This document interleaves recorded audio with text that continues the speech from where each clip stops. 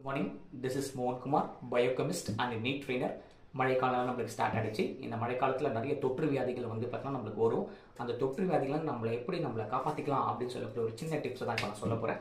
First என்ன பண்ணணும் அப்படின்னு பார்த்தோன்னா maintenance of personal hygiene is very important. Personal ஹைஜீனில் ஒன்றும் இல்லைங்க, நம்ம பாடியை நல்லா க்ளீனாக குளிச்சு வச்சுக்கணும்.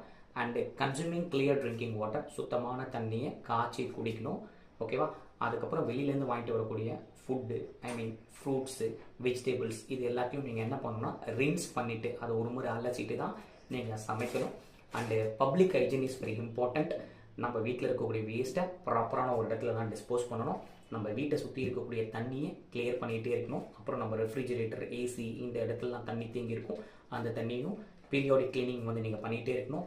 நம்மளுடைய வீட்டில் இருக்கக்கூடிய வாட்டர் டேங்க்ஸ்க்கு நீங்கள் அடிக்கடி bleaching powder, that is called chlorination ப்ராசஸ்ன்னு சொல்லுவாங்க, அதை போட்டு நீங்கள் கிளியர் பண்ணிகிட்டே இருக்கணும். அப்புறம் விண்டோஸ் எல்லாம் மஸ்கிட்டோ நெட்ஸ் போடணும். ஓகேவா?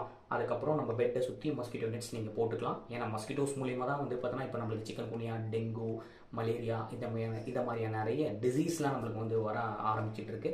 ஸோ அதனால் இந்த வழிமுறைகளை நம்ம சிம்பிளாக ஃபாலோ பண்ணோம் அப்படின்னாலே கண்டிப்பாக வந்து பார்த்திங்கன்னா நம்ம இந்த தொற்று வியாதிகளை வந்து நம்மளே வந்து பாதுகாத்துக்கலாம். தேங்க்யூ.